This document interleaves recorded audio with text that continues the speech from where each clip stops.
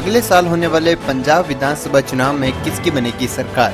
दोस्तों इस वीडियो में हमने एक ओपिनियन पोल तैयार किया कि हमारे हिसाब से पंजाब में इस प्रकार आंकड़े रह सकते हैं और इस क्षेत्र से इस पार्टी को इतनी सीटें जा सकती हैं। या दोस्तों पंजाब विधानसभा चुनाव के बारे में जानने के लिए आपको इस वीडियो को पूरा देखना होगा। दोस्तों कई बड़े बड़े न्यूज़ चैनल का ओपिनियन पोल भी सामने आ रहा है, तो उसके बारे में भी इस वीडियो में हम बात करने वाले हैं कि उस ओपिनियन पोल में किस तरह से किस पार्टी को कितनी सीटें जा रही हैं। क्या इस बार पहली बार आम आदमी पार्टी अपनी सरकार बना सकती है या इस बार लगातार दूसरी बार कांग्रेस सत्ता में आ जाएगी। जी दोस्तों अकाली दल का गठबंधन बीएसपी के साथ हो गया, वो भी दावा करे कि हमें इस बार बहुमत मिलने जा रहा है। और बीजेपी किस तरह से प्रदर्शन कर सकती है पंजाब विधानसभा चुनाव में, उसके बारे में भी बात करने वाले हैं। तो चलिए दोस्तों सबसे पहले तो हम बात करेंगे ओपिनियन पोल के बारे में। जी दोस्तों एक एक करके सभी सीटों का ओपिनियन पोल जान लेते हैं, लेकिन सबसे पहले एबीपी न्यूज के सी वोटर का सर्वे क्या बता रहा है। जी दोस्तों अभी लेटेस्ट सर्वे यानी कि ताज़ा सर्वे सामने आ रहा है, तो उसके हिसाब से आप देख सकते हैं किस तरह से आम आदमी पार्टी लीड बनाती हुई नजर आ रही है। जी दोस्तों एबीपी न्यूज के सितंबर महीने में हुए इस विधानसभा चुनाव के सर्वे में कांग्रेस को 42 सीटें मिलती हुई नजर आ रही है। आप देख सकते हैं कांग्रेस को 42, अकाली दल को 20, इसके अलावा आम आदमी पार्टी को 55 सीटें मिलती हुई नजर आ रही है। या दोस्तों बीजेपी को 0 सीट दिखाई दे रहा है, जबकि अदर के खाते में भी 0 ही मिलती हुई नजर आ रही है। ओवरऑल आप देख सकते हैं पंजाब विधानसभा चुनाव में सी वोटर का सर्वे जो आपके सामने सीटें सबसे ज्यादा आम आदमी 55 सीटें, अकाली दल को 20, इसके अलावा 42 सीटें कांग्रेस को जा रही है। जी दोस्तों पिछले विधानसभा चुनाव के हम कंपेयर करें तो 35 सीटें कम मिलती हुई नजर आ रही कांग्रेस को। जी हाँ, आखिरी बार विधानसभा चुनाव हुए पंजाब में जहां कांग्रेस को 77 सीटें मिली थी 117 में से। इस बार सबसे बड़ी पार्टी आम आदमी नजर आ रही है सी वोटर के सर्वे के अनुमान के मुताबिक। हमारे सर्वे में भी हम बात करने वाले हैं कि हमारे हिसाब से किसकी सरकार बनेगी।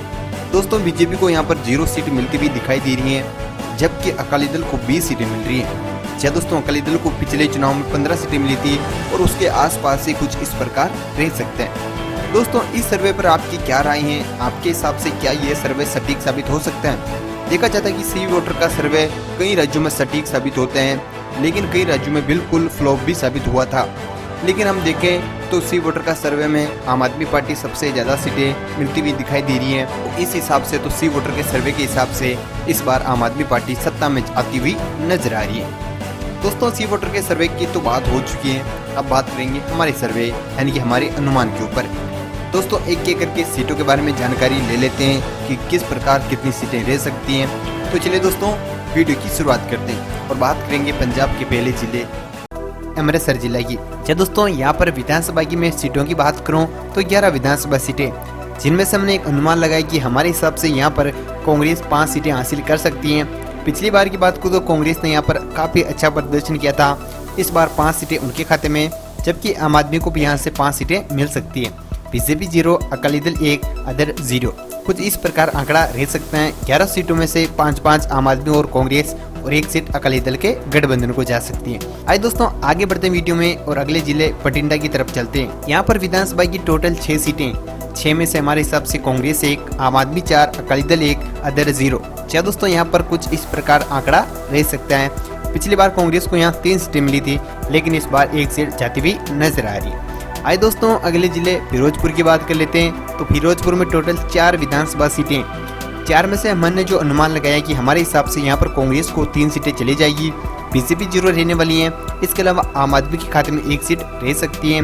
अकाली दल के गठबंधन को यहाँ से कोई भी सीट जाती हुई नजर नहीं आ रही है, अदर के खाते में भी कोई भी सीट नहीं जाएगी। दोस्तों फिरोजपुर के कुछ इस प्रकार आंकड़े रह सकते हैं। अब तक हमने 21 सीटों के बारे में जानकारी ली है। 3 जिलों की 21 सीटों में से 9 पर कांग्रेस, 0 पर बीजेपी, 10 पर आम आदमी, 2 पर अकाली दल, अदर 0। आम आदमी को 1 सीट ज्यादा जाती हुई नजर आ रही है। आइए दोस्तों अगले जिले फरीदकोट की बात कर लेते हैं, जहां पर टोटल 3 विधानसभा सीटें, 3 में से हमारे हिसाब से 1 कांग्रेस, 2 आम आदमी पार्टी, बाकी सभी पार्टियां 0।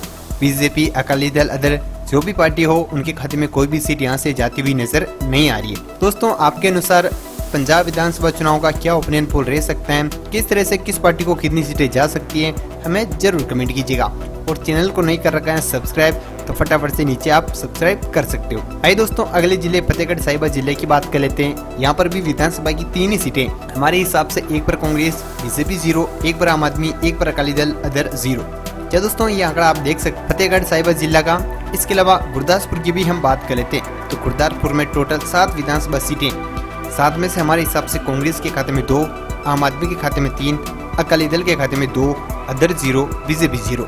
दोस्तों अब तक हमने 34 सीटों के बारे में बात की, जहां पर आम आदमी को सबसे ज़्यादा 16 सीटें जाती हुई नजर आ रही हैं, जबकि कांग्रेस के खाते में 13, अकाली दल के खाते में 5, अदर 0, बीजेपी 0, यानी कि अभी तक अदर और बीजेपी का खाता नहीं खुला है।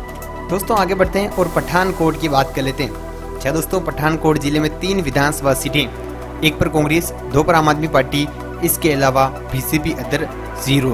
क्या दोस्तों अकाली दल के खाते में भी कोई भी सीट नहीं जाएगी। इसके अलावा आगे बढ़ते हैं वीडियो में और होशियारपुर की बात कर लेते हैं। जी हाँ दोस्तों, होशियारपुर में टोटल 7 विधानसभा सीटें, 7 में से हमारे हिसाब से 3 पर रह सकती हैं कांग्रेस, 4 पर आम आदमी पार्टी, इसके अलावा किसी भी पार्टी का यहाँ से खाता नहीं खुलेगा। बीजेपी, अकाली दल, अदर जो भी हो उनके खाते में कोई भी सीट जाती हुई नजर नहीं आ रही है। दोस्तों जालंधर की बात कर लेते हैं, जहाँ पर टोटल 9 विधानसभा सीटें, 9 में से हमारे हिसाब से 3 पर कांग्रेस, 1 पर यहाँ रह सकती है बीजेपी, 3 पर आम आदमी, 2 पर अकाली दल।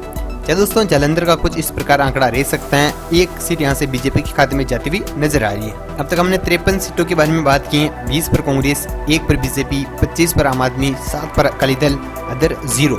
दोस्तों आगे बढ़ते हैं और कपूरथला की बात कर लेते हैं, जहाँ टोटल 4 विधानसभा सीटें हैं, 4 में से 2 पर कांग्रेस, 1 पर अकाली दल, 1 पर अदर, यानी कि आम आदमी बीजेपी का यहाँ से खाता नहीं खुलेगा, 1 सीट अकाली दल को भी चली जाएगी।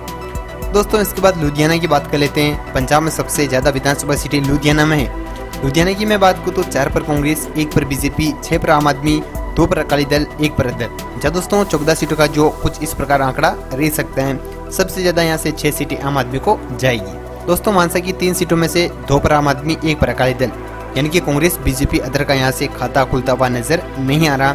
3 सीटों का कुछ इस प्रकार आंकड़ा रह सकता है। दोस्तों अब तक हमने 74 सीटों के बारे में बात की, जहां पर 26 पर कांग्रेस, 2 पर बीजेपी, 33 सीटों पर आम आदमी आ सकती हैं, 11 सीटों पर अकाली दल, 2 सीटों पर अदर। चलिए आगे बढ़ते हैं अगले जिले की तरफ, मोगा में टोटल 4 विधानसभा सीटें, 4 में से मैं देखूं तो 2 सीटों पर रह सकती है कांग्रेस, जबकि 1 सीट आम आदमी को, 1 सीट अकाली दल के खाते में भी रह सकती है। आगे बढ़ते हैं वीडियो में और मुक्तसर की बात कर लेते हैं। यहाँ पर भी 4 सीटें, 4 में से 2 पर कांग्रेस, 2 पर अकाली दल, बाकी बात करूं बीजेपी और आम आदमी और अदर का तो उनके खाते में 1-1 सीट भी नहीं रहेगी, 0-0 सीट रह सकती है। शहीद भगत सिंह नगर की बात कर लेते हैं, जहाँ टोटल 3 सीटें हैं, 3 में से हमारे हिसाब से 1 पर कांग्रेस, 2 पर आम आदमी, बाकी सभी पार्टियां 0, बीजेपी, अकाली दल, अदर, उनके खाते में कोई भी सीट जाती हुई हमारे हिसाब से नजर नहीं आ रही है। चलिए पटियाला की बात कर लेते हैं, जहाँ टोटल 8 विधानसभा सीटें, 8 में से 3 पर कांग्रेस, 1 पर बीजेपी, 4 विधानसभा सीटों पर आम आदमी रह सकती है, इसके अलावा अकाली दल, अदर 0। चलिए दोस्तों अब तक हम जानकारी लें कि 93 सीटों में से 34 सीटों पर कांग्रेस, 3 सीटों पर भाजपा, 40 सीटों पर आम आदमी, 14 सीटों पर अकाली दल, 2 सीटों पर अदर। चलिए दोस्तों कुछ और सीटों के बारे में जान लेते हैं। रूपनगर की 3 में से 1 पर बीजेपी, 2 पर आम आदमी, बाकी सभी पार्टियां 0। संगरूर की 7 सीटों में से आपको बता दूं कि 3 पर कांग्रेस, 3 पर आम आदमी, 1 पर अकाली दल। तरनतारन साहिबा जिले की बात कर लेते हैं, 4 सीटों में से 2 पर कांग्रेस, 2 पर आम आदमी, इनकी दोनों पार्टियों में 4 सीटें रह सकती हैं, तो किसी भी और पार्टी के खाते में सीट जाने का सवाल ही पैदा नहीं होता। अरे दोस्तों अब तक हमने 107 सीटों के बारे में जानकारी ली है। 39 सीटों पर कांग्रेस, 4 पर बीजेपी, 46 सीटों पर आम आदमी, 15 सीटों पर अकाली दल, 2 सीटों पर अदर। अगले जिले की तरफ हम बढ़ते हैं और बरनाल की बात कर लेते हैं। 3 सीटें जो कि 3 की 3 ही आम आदमी के खाते में रह सकती हैं हमारे अनुमान के मुताबिक। एस नगर की बात करूं तो 3 विधानसभा सीटें, 3 में से 2 पर आम आदमी, 1 पर अकाली दल, यानी कि यहाँ पर भी बीजेपी और कांग्रेस का खाता नहीं खुलेगा, अदर के खाते में भी कोई सीट नहीं जाएगी। दोस्तों फाजिल्का की 4 में से 1 पर कांग्रेस, 2 पर आम आदमी, 1 अदर। क्या दोस्तों कुछ इस प्रकार आंकड़े रह सकते हैं। आपके सामने 117 सीटों के आंकड़े हैं, जहां पर हमारे हिसाब से 54 सीटें सबसे ज्यादा आम आदमी को जाएगी, जबकि सेकंड नंबर पर कांग्रेस 40 सीटों के साथ रह सकती है। इसके अलावा अकाली दल को 16 सीटें मिल सकती हैं, 4 सीटों पर कहीं ना कहीं यहाँ बीजेपी रह सकती है, 3 सीटों पर अदर। दोस्तों आपके हिसाब से क्या ये आंकड़ा रह सकता है या नहीं रह सकता है, हमें जरूर कमेंट कीजिएगा।